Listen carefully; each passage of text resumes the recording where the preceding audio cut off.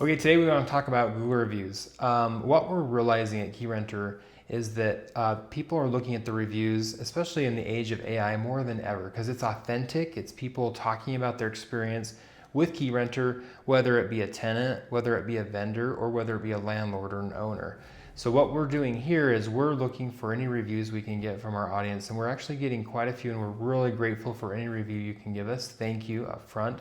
How are we getting reviews, or who are we asking for reviews? Well, in the age of a lot of bots and things, we're very careful with that. We want all of our reviews to be super authentic and real from real people.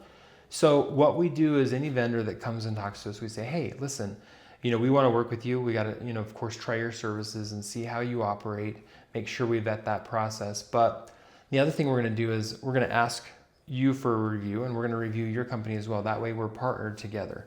So that's one area that we're getting quite a few reviews lately. Tenants also, we're asking them for reviews when they move in, because when they move into your property as a landlord, that's going to be the best and the happiest moment, because they're in a new home and they're putting their furniture where it goes and putting up their pictures on walls. So we're going to want to make sure to ask for a review from the very first get-go when they move in, so that we can capture that moment of ecstasy or just happiness.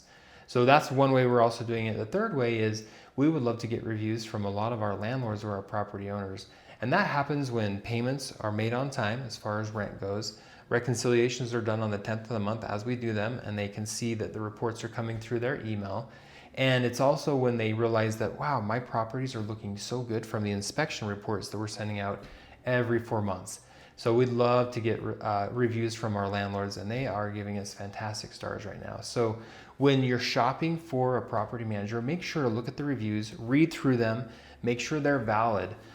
Anything above 4.5, I'm going to tell you that's probably going to be a fairly good bet. But below that, you need to really be careful and be wary, because there could be some problems and some challenges. Now again, not every review will be perfect.